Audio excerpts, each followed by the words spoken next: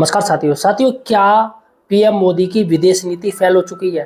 जी हाँ साथियों, जिस विदेश नीति पर भारतीय जनता पार्टी के तमाम नेता उलटे फिरते थे, क्या अब वो विदेश नीति फेल हो चुकी है? सबसे बड़ी बात है दोस्तों कि भारत ईरान के काफ़ी करीब था, भारत रूस के काफ़ी करीब था, लेकिन दोस्तों आज इस करीबी में दरार पड़ चुकी है। जी हाँ दोस्तों, ईरान ने दोस्तों एक बहुत बड़ा हमला कर दिया है उस जहाज़ पर, उस कार्गो जहाज़ पर जो इंडिया आ रहा था सामान लेके। जी हाँ साथियों, आखिर वो क्या खबर है दोस्तों, इस वीडियो में अब आपको बताऊंगा और विश्लेषण करेंगे कि अब आगे क्या करेगा भारत। क्योंकि जिस तरीके से ये युद्ध चल रहा है, युद्ध में दोस्तों आप देख रहे हो कि अमेरिका, भारत के प्रधानमंत्री को ऐसा लग रहा है जैसे उनकी कोई सीक्रेट कोई बात है दोस्तों, सीक्रेट राज है जो कि अमेरिका के राष्ट्रपति डोनाल्ड ट्रंप ने दबा रखे है। इसलिए दोस्तों जब से एप्स्टीन फाइल का मैटर आया था उस समय से दोस्तों भारत के प्रधानमंत्री बिल्कुल अमेरिका के नतमस्तक हो गए हैं। पहले प्रधानमंत्री कहते थे कि हमारी विदेश नीति स्वतंत्र है, कोई हस्तक्षेप नहीं कर सकता, और यहाँ तक कि अमेरिका जब इंडिया रूस से तेल खरीद रहा था यूक्रेन जंग में, तो अमेरिका बार बार कहता मत लो मत लो, उस समय इंडिया नहीं माना और रूस से ही लिया। लेकिन दोस्तों अब ऐसा क्या कांड हो गया जिससे भारत सरेंडर हो गया है, पीएम मोदी सरेंडर हो गए। दोस्तों सबसे पहले मैं आपको एक रिपोर्ट दिखाऊंगा इस मैटर में, वो कैसे ये जहाज़ डुबाया गया है और ये जहाज़ कहाँ रहा था और किस देश का ये जहाज़ था, आखिर जहाज़ में क्या क्या सामान था, इस वीडियो में बताऊंगा। आते हैं साथियों, सही और सटीक जानकारी के लिए आप हमारे चैनल को भी सब्सक्राइब जरूर कीजिए। देखिएगा दोस्तों, काफ़ी गोदी मीडिया है जो अपने अनुसार न्यूज़ दिखा रहे हैं, लेकिन रियलिटी क्या है वो मैं आपको अपने चैनल पर दिखाता हूँ। अतः चैनल को सब्सक्राइब कीजिएगा। सबसे पहले रिपोर्ट देखिएगा, फिर आगे बात करते हैं इस मैटर पर।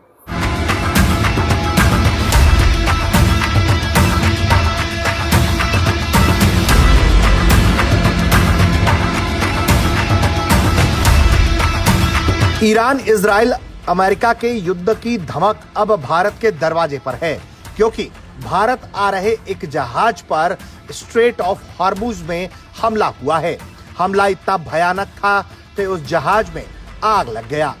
पश्चिम एशिया में चल रहे युद्ध ने एक बार फिर वैश्विक शिपिंग को निशाना बनाया।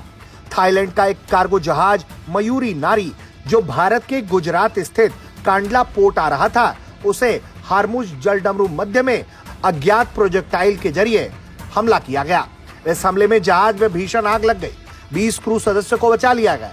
तस्वीरों में आप देख सकते हैं कि किस तरह से यह हमला हुआ और किस तरह से यह जहाज धू धू कर जलता हुआ दिखाई दे रहा है। बताया जा रहा है कि यह आग दरअसल इस जहाज के इंजन रूम में ही लग गया, जिसके बाद इस तरह की भयावह तस्वीरें सामने आई।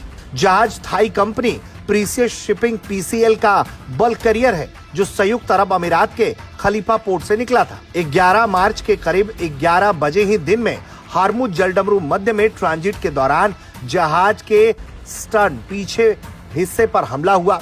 हमले में जहाज में आग लग गई, इंजन रूम में विस्फोट हुआ, जहाज से काला धुआं उठता हुआ साफ तौर पर दिखाई दे रहा है। इसके बाद ओमान की नेवी ने रेस्क्यू ऑपरेशन चलाया और वहां मौजूद कई क्रू सदस्यों को बचा लिया गया। यूके मैरीटाइम ट्रेड ऑपरेशन के मुताबिक एक ही दिन में 3 कमर्शियल जहाजों पर अज्ञात प्रोजेक्टाइल से हमला हुआ है, जिसमें मयूरी नारी सबसे गंभीर रूप से प्रभावित हुआ है। कुछ रिपोर्ट्स में दावा किया गया है कि यह IRGC ने किया है, लेकिन अभी तक किसी ने हमले की आधिकारिक जिम्मेदारी नहीं ली है। वहीं इस पूरे मामले पर भारत का बयान भी सामने आया है। भारत ने इस हमले की कड़ी निंदा की है। MEA के द्वारा जो बयान जारी किया गया है उसमें कहा गया है कि हमने 11 मार्च को हॉर्मुज स्ट्रेट में थाई जहाज मयूरी नारी पर हमले की रिपोर्ट्स देखी हैं। ये जहाज भारत के कांडला जा रहा था। भारत इस बात की निंदा करता है कि पश्चिम एशिया में चल रहे संघर्ष में कमर्शियल शिपिंग को मिलिट्री अटैक्स का निशाना बनाया जा रहा है। इस संघर्ष के शुरुआती चरण में कई ऐसे हमलों में भारतीय नागरिकों सहित कई कीमती जानें लोग गंवा चुके हैं और हमले की तीव्रता और घातकता लगातार बढ़ती जा रही है। भारत का कहना है कि कमर्शियल शिपिंग को निशाना बनाना, निर्दोष सिविलियन क्रू सदस्यों को खतरे में डालना, नेविगेशन और कॉमर्स की स्वतंत्रता में बाधा डालना बिल्कुल उचित नहीं है। MEA ने यह भी बताया है कि इस पूरे स्थिति पर उसकी नजर बनी हुई है। जिस तरह का माहौल इस वक्त पूरे मिडिल ईस्ट के क्षेत्र में दिखाई दे रहा है, उससे लगता है कि यह युद्ध यहीं रुकने वाला नहीं है। लेकिन जिस तरह से भारत आ रहे जहाज को निशाना बनाया गया है, वो काफी चिंताजनक है। देखना होगा कि भारत इससे आगे की कोई कार्रवाई करता है या मामला सिर्फ निंदा तक ही ठहरता है। तो देखा साथियों, यहाँ पर सबसे बड़ी बात है दोस्तों, अब बात करेंगे क्या। सबसे बात है, ईरान नाराज हो गया। भारत से ईरान नाराज है। आखिर क्यों नाराज है? दरअसल दोस्तों, प्रधानमंत्री मोदी जी की जो पॉलिसी है वो पॉलिसी है तटस्थ रहने की, किसी भी देश में इंटरफेयर ना करने की जब वो प्रॉब्लम में होता है तब। प्रधानमंत्री मोदी जी दो नावों पर सवारी करना चाहते जो कि घातक होती है। तो यहाँ पर उनको समझना चाहिए और स्टैंड क्लियर करना चाहिए। ईरान के सर्वोच्च नेता खामनेई को जब इजराइल ने मार डाला, अमेरिका ने मार डाला, उसमें भारत के प्रधानमंत्री जी ने कम से कम एक शोक संदेश ही भेज दिए थे, लेकिन नहीं भेजा। जब भारत की तमाम मीडिया तो छोड़िए, तमाम विपक्षी दल और जनता ने जब नाराजगी हुई, तब जाके भारत के विदेश मंत्री ने ईरान के विदेश मंत्री को शोक संदेश भेजा और उच्चायुक्त थे वो ईरान के राजदूत के पास गए, वहाँ पर जाके शोक लेटर दिया कि हाँ भैया, भारत के प्रधानमंत्री काफ़ी दुखी हैं। लेकिन दोस्तों, वो कब हुआ? जब ज़्यादा हल्ला हुआ देश में। मतलब ऐसी क्या स्थिति आ गई कि इंडिया के प्रधानमंत्री मोदी जी एक शोक सभा भी नहीं कर सकते थे ईरान के लिए। सबसे बड़ी बात है, ईरान इसलिए नाराज़ चल रहा है इंडिया से, पहली बड़ी बात है। दोस्तों, रूस भी नाराज़ हुआ। सबसे बड़ी बात है कि भारत का सबसे पुराना जो दोस्त है वो है रूस। हमेशा ध्यान दीजिएगा, रूस ने हमेशा साथ दिया है। लेकिन दोस्तों, अब रूस नाराज़ है इंडिया से, जिसकी वजह है दोस्तों अमेरिका। क्योंकि पहले क्या था, इंडिया रूस से तेल ले रहा था और रूस काफ़ी कम कीमत पे दे रहा था। लेकिन फिर अचानक ऐसा क्या हो गया कि इंडिया ने रूस से तेल लेना बंद कर दिया, वो भी अमेरिका के कहने पर। अमेरिका ने दबाव डाला और जहां भारत कह रहा था हम स्वतंत्र नीति है, वो नीति ख़त्म हो गई, विदेश नीति ख़त्म हो गई। अब क्या हुआ दोस्तों?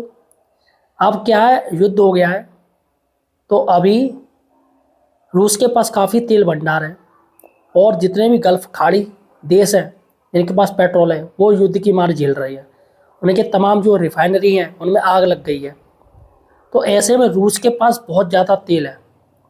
अब ऐसे में अमेरिका कह रहा मैंने भारत को अनुमति दे दी और इंडिया ने भी अनुमति मांगी अमेरिका से रूस से तेल लेने के लिए, ऐसे एक रिपोर्ट भी आई थी।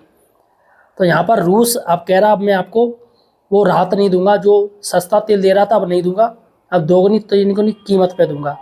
तो यहाँ पर रूस ने दोस्तों तेवर दिखा दी है, क्योंकि इंडिया कभी परोक्ष रूप से रूस का साथ नहीं है। अभी यूक्रेन और रूस युद्ध हो रहा है, इसमें भी इंडिया तटस्थ रहा है, साइड से रहा है और दो नावों पर सवारी कर रहा है, जो कि गलत है। अमेरिका की आप स्थिति देख रहे हो, अमेरिका किस तरीके से भारत के प्रधानमंत्री का डमरू बजा रहा है, किस तरीके से उंगलियों पे नचा रहा है।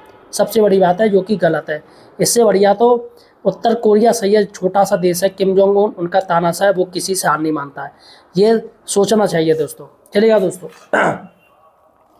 चीन की बात करें दोस्तों, चीन से तो पहले से ही हमारे संबंध बुरे हैं, अब और बुरे हो गए हैं। क्योंकि दोस्तों, चीन तो इसी मौके पर था, ईरान नाराज है, रूस जो मित्र था वो भी नाराज हो गया।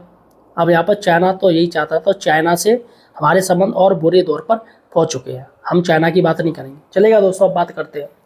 सबसे बड़ा जो मैटर है वो state of Hormuz. State of Hormuz है एक समुद्री ये रास्ता है दोस्तों, ये वाला एरिया है, ये स्टेट ऑफ हार्मुज है। यहाँ से पूरी दुनिया का 20% तेल आता जाता है, यहीं से सारा काम होता है। इसको दोस्तों ईरान ने कब्जा लिया है और ईरान ने कह दिया हम किसी को भी तेल नहीं पहुँचने देंगे। अब सोचिएगा, सिर्फ 20% कमी हुई है, तब पूरे दुनिया में हाहाकार मच गया। इसे स्टेट ऑफ हार्मुज इसी को कहते, इसी को ईरान ने हथिया लिया और ईरान ने साफ साफ कह दिया कि किसी को एक बूंद क्या 1 लीटर भी तेल नहीं मिलेगा। जिसमें दोस्तों इंडिया भी है। इंडिया में आपने देखा LPG कितना महंगा हो गया, तेल भी दोस्तों बहुत ही जल्दी महंगा हो जाएगा। लेकिन भारत ने उदारता दिखाते हुए बांग्लादेश को तेल दे दिया, 5000 टन तेल भेजा है बांग्लादेश को। जब हमारे देश में आर्थिक स्थिति तेल पर टिकी पड़ी है, तेल की वजह से स्थिति खराब होने वाली है, उस समय बांग्लादेश को 5000 टन दे दिया, अभी 20,000 टन और भेजेगा इसी महीने। अब देखिएगा दोस्तों, खुद के लाले पड़े हैं खाने के, दूसरों को वो दान दे रहे हैं, वो भी कम कीमत पर। तो ये स्ट्रेटजी फेल होगी भारत की विदेश नीति। चलेगा दोस्तों, मयूरी नारी जो थाईलैंड का कार्गो है उसको बुरी तरीके से उड़ा डाला। और यहाँ पर सबसे बड़ी बात है, कोई सोर्स भी नहीं बता पा रहा है कि मिसाइल कहाँ से आई। यानी कि ईरान ने ऐसी तकनीकी विकसित कर ली जिससे उनकी मिसाइल को कोई रोक ही नहीं पा रहा है। जितने ये आयरन डोम हैं, ये रोकने वाले हैं, एयर डिफेंस सभी की पुंगी बज चुकी है। तो ईरान ने सभी की पुंगी बजा दी। तो आपको पता होगा कांडला पोर्ट जो कि गुजरात में, वहाँ पर ये जहाज आ रहा था, लेकिन दोस्तों वो पहुँच ही नहीं पाया है। और यहाँ पर साफ साफ है विदेश नीति फेल हो चुकी है प्रधानमंत्री मोदी जी की, क्योंकि विदेशी मंत्रालय है दोस्तों, विदेशी मंत्रालय ने ये नाराज़गी जताई है ईरान के मंत्रालय से कि ये बहुत गलत किया ईरान ने, ये हमारे देश में आ रहा था।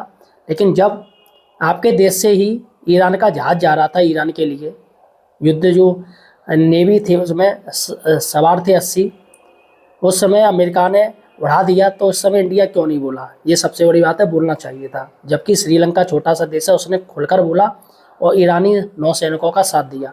ये काम इंडिया को करना चाहिए था। अब क्या करेगा भारत? सबसे बड़ी बात है कि इतनी महंगाई है, पेट्रोल की कमी होगी, अब क्या करेगा भारत? देखेगा दोस्तों भारत क्या करेगा। जब उनका शीर्ष नेतृत्व चुनाव में लगा पड़ा है, इलेक्शन में लगा पड़ा है, लोग सिलेंडर के लिए मर रहे हैं, लड़ाइयाँ कर रहे हैं और लाइन पे लाइन है, भारत सरकार कह रही सिलेंडरों की कमी नहीं है, कमी नहीं, तो फिर ये लाइनें कैसी आ रही, यह व्यवस्था कैसी फैल रही है? तमाम नेता हैं, मंत्री हैं, अधिकारी हैं, वो एसी कमरों में बैठ के रूपरेखा बना रहे हैं, लेकिन यहाँ पर जो जमाखोर है वो जमाखोरी कर रहे हैं और महंगे महंगे कीमत पर सिलेंडर बेच रहे हैं। 3-3 हज़ार 4-4 हज़ार रुपये में सिलेंडर बेचा जा रहा है। सबसे बड़ी बात है दोस्तों कि यहाँ पर सरकार जो दावा कर रही है सिलेंडर की कमी नहीं है, तो वो दावा कहाँ फुस हो गया, कहाँ चला गया? लोग मारपीट के लिए उतारू हैं, लंबी लाइनें लग रहे हैं, होटल रेस्टोरेंट बंद हो चुके हैं। अब बताइएगा दोस्तों, अर्थव्यवस्था एक ओर से निचले दौर पर जा चुकी है और भारत के प्रधानमंत्री कह रहे हैं अभी कुछ भी नहीं हुआ है, कुछ भी नहीं है, अफवाह है। वो इलेक्शन में लगे पड़े हैं, अभी उनका ध्यान पश्चिम बंगाल में, तमिलनाडु में और केरल में है। सारे नेता उसी में लगे पड़े हैं, ओम बिरला को बचाने के लिए लगे पड़े, पूरा बीजेपी सरकार उतरी पड़ी है। तो यहाँ पर दोस्तों भारत की जो अर्थव्यवस्था वो लोग देख रहे क्या स्थिति चल रही है अभी देश में, और फिलहाल नेता तो सब मौज में हैं, सब अपनी अपनी सरकार बनाने में लगे पड़े हैं। तो फिलहाल साथियों आपका क्या कहना है मुझे कमेंट सेक्शन में बताइएगा। यार चैनल को सब्सक्राइब जरूर कीजिएगा।